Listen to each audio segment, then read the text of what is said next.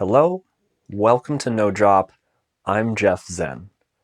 This might sound strange, but getting an e-bike has been really beneficial for my fitness.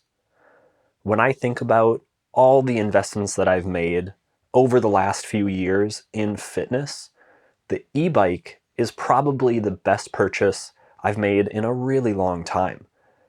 I've been riding my e-bike for a year now, and I want to talk about how that experience has gone, what the maintenance has been like, and how I actually chose the specific bike that I purchased. But before I get into that, I want to talk briefly about how my training is going. On the last episode of No Drop, I talked about how I have a very big goal for 2026. And that goal is that I am going to do the biggest climbing ride I have ever done. Currently, my climbing record is just over 32,000 feet, and this year I am going to outdo that. After that podcast episode at the beginning of the year, I took a week off to transition because 2025 was a huge year for volume. I did a lot of endurance work. Basically, the whole year was devoted to endurance. Things went really well. I was able to do some monster rides. I was able to be the most active I've ever been in my entire life last year. So I took a week off going into January, and then I started a strength building phase. And for the last 7 or 8 weeks, all I have been doing is focusing on strength work. The goals of that strength session have been to make the most of the muscle that I already have and to also grow more muscle and actually put on some weight.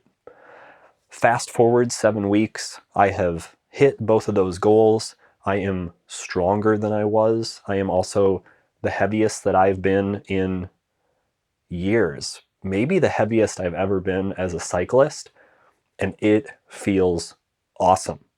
I know that's a little bit strange hearing a cyclist talk about being happy with putting on weight, but muscle is so important. It's important for longevity. It's important for feeling good day to day. It's important for being capable with our bodies. So I am stoked. And now I'm transitioning back into endurance. Over the last few weeks, I've sort of been slowly ramping up my volume, trying to get back to where I was training, 16 to 18 hours a week. And then probably closer to my actual event, I'll probably be training closer to 20 to 24 hours a week. So excited because as fun as strength is, and as great as it is to hit those goals of gaining muscle and of increasing strength, what I really love doing is high volume training. And so I'm so excited to dive back into that and reconnect with the type of riding that I love the most. One thing I want to mention about this sort of transition period is that something that surprised me is just how stressful this transition has been. I haven't done a pure strength building phase in many years. And so going through that, and now that I'm trying to take this improved body and sort of turn all this fitness back into endurance, high volume, it has been so stressful. And even what I would consider, relatively small weeks, relatively short bike rides are making me exhausted.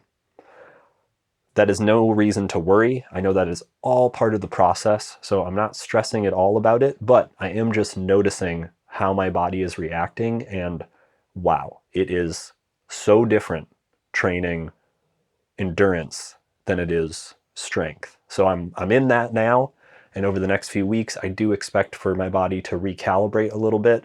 In fact, I had 2 rides yesterday and then 1 ride today, and today I was already kind of noticing like, okay, I feel like this is all coming back. So training is going great. I will keep you posted on how training is going in the future, and I'm really excited to take on this challenge. And if you are finding this podcast helpful, you can help support me. Jump into the podcast notes. There, you'll find a link to a Venmo and a PayPal. you can contribute to make future episodes of No Drop possible. Every little contribution helps, and I really appreciate it. Thank you so much. 1 year ago, I bought an e-bike, and it has been an absolute game changer. 2025 was a huge year, my most active year ever. And part of high volume training is that you're really looking for moments where you can recover. Recovery is so important, and I have talked about how I often approach my fitness as recovery first, meaning that I am actually scheduling and structuring my recovery, and then I'm planning my workouts around my recovery. Recovery is where all the positive stuff happens. It's where you get stronger. It's where you heal. It's where you actually build fitness, not during the workout. So having an e-bike has been really important for that, because living in Los Angeles, getting around can be pretty complicated. And I think as cyclists that all of us would probably prefer to bike just about everywhere that we go. A challenge to that is that riding in LA is physically very, very difficult. There is not a lot of flat terrain. There is lots of starting and stopping. This is probably one of the reasons that there's so many super strong cyclists in LA. It's just really hard riding. The flattest routes that I can think of are probably 30 or 40 feet of elevation per mile, and that is really challenging. So because we have this really challenging terrain and it can be difficult to get around, it can be really hard if you want to train a lot and make a lot of progress to find moments where you can actually be mobile and recover. Now, with my big goals, looking forward, starting in 2025, looking at the goals that I had for the next few years, I was thinking, wow, I really need to figure out a way that I can still be mobile and get around, but also find time for recovery. And so that was what got me looking at e-bikes. What I was looking for is something that could help me, again, just get around LA easier, help me recover, something that could go at least 50 miles. So range was a very big part of my decision. I also wanted something that was capable of securing bags or panniers to, so it had some storage capacity.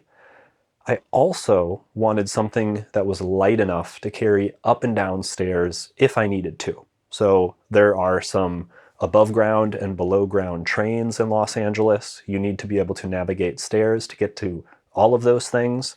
There's also a run club that I do where the track is a couple flights of stairs up.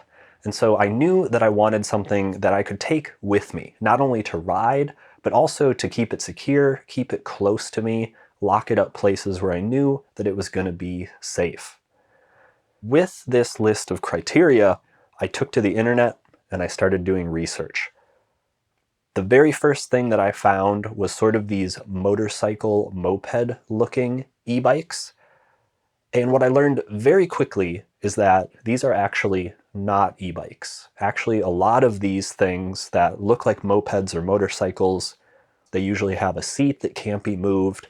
They usually have an option to have a throttle only to propel you using the motor. They're also typically very heavy. Sometimes they can go very fast as well. What I learned very quickly about those things is they are not e-bikes and they are not street legal in the state of California. So I very, very quickly learned that this was not what I was looking for. Returning to the internet, I continued my research and eventually found some forums where people were incredibly helpful and they recommended that I look for a traditional bicycle-style e-bike. The benefits of a bike-style e-bike is that you can move and adjust the seat, you can make it comfortable, you can make it so that you can actually pedal in a way that is comfortable. You can change out the stem, you can change out the bars, so they are more comfortable and they're also more customizable. Another benefit with the bicycle-style e-bikes is that they typically have much better range than the more motorcycle moped-style ones. So getting into the bike e-bikes, which I'm just going to refer to as e-bikes from here on out. There were two brands that really, really stood out. One was Specialized, and the other was Cannondale. Specialized has a range of e-bikes, and they have some really, really impressive technology. Their charging technology is probably the best that I've seen. They have incredible motors. The things that lacked, though, were weight and range. I didn't quite see the range that I wanted to on a lot of the Specialized bikes. And also, they were relatively heavy. So they have a very common commuter called the Specialized Globe, which is a very, very attractive, very appealing bike. For a lot of people, that probably would be a good product to pick. But what I learned was that it is a very, very heavy bike. I think you're talking about close to or over 100 pounds for the smallest version of it, and then well over 100 pounds for the big version. 100 pounds is a lot of weight, and carrying that up a flight of stairs, I knew was going to be a real, real challenge. So I eventually steered my search towards Cannondale, and that is actually the brand of bike that I ended up getting. Specifically, I got the Cannondale Tesoro Neo X1. This bike uses a Bosch motor system. The range is incredible. The range was advertised as over 100 miles. I'll talk more about that in a minute. And it also is one of the lightest e-bikes that I was considering. I think the one that I own is about 65-ish pounds, so I can easily carry it. It is a spectacular bike. I have been riding this bike for a year, and as I said, I absolutely love it. It has been a game changer as far as staying on top of my recovery, and with 2025 having been such a big year, without an e-bike, I actually don't know if I would have been able to train as intensely as I did. I don't know if I could have done all of the rides that I did without having access to this e-bike. So I'm a huge fan, and I would recommend to almost anybody to get an e-bike. You probably have a use case where this would come in handy. So even if you're just running trips to the store, maybe you need an e-bike with a 10 to 20 mile range, those exist and they're amazing. If you need something more, as I said, some of the Cannondale bikes advertise, 70, 80, 100 miles. One caveat I would say to a lot of the range estimates or the marketing that you see is that it really isn't realistic to take their high numbers and think, oh, I'm actually going to get this mileage out of the bike. The bike that I got has 4 different assist settings. So these bikes all work on pedal assist. In the state of California, you cannot have a throttle e-bike. It has to be a pedal assist system. So it's all pedal assist based, so you can choose how much support you want behind your pedal stroke. If you keep it at the very, very lowest setting, you can for sure get the advertised range.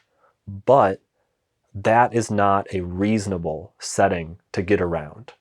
So my bike says it can do 100 miles. If I rode that bike at the speed that it takes to get that much efficiency out of the motor, it would be frustrating, it would be annoying, it would be mind-numbing. And honestly, if you hit any sort of hill at all, now that assist isn't even going to be enough. So you have to work with the higher assist levels. And so what I found with my bike is that I can reasonably get about 65 to 70 miles out of it. So my approach is that any number that I see attached to the range of an e-bike, I just subtract 30% off of it, and that's what I figure the actual range is. So if we're going to keep this usable and actually make it realistic, we really need to be skeptical of those high-end estimates. Another thing I want to touch on is just how little maintenance this bike has been. When I bought it, I switched out the tires for tubeless tires and set up the bike for tubeless. And I also waxed the chain. that's it.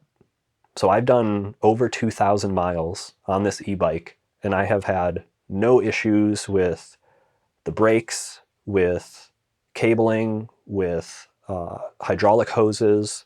The motor has given me no issues, no battery issues. So this is the lowest maintenance bike I have ever owned. I own a few bikes and I feel like I'm constantly working on one of them, but the e-bike, I basically just top off the sealant, I wax the chain every once in a while, and it's good to go. So this thing has been incredibly, incredibly reliable, and just in all, I am so happy with this purchase, and I'm really, really happy that I have access to this tool to build my fitness and to support my recovery. As you can tell, I'm a big fan of the e-bikes. I think they're great for everybody. I honestly think everybody should have one. You could probably use your car a lot less if you had one.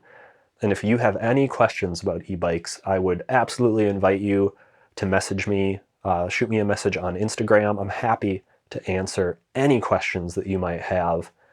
And if you are finding this podcast helpful, you can help support me.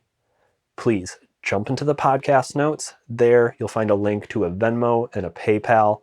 You can contribute to help make future episodes of No Drop possible.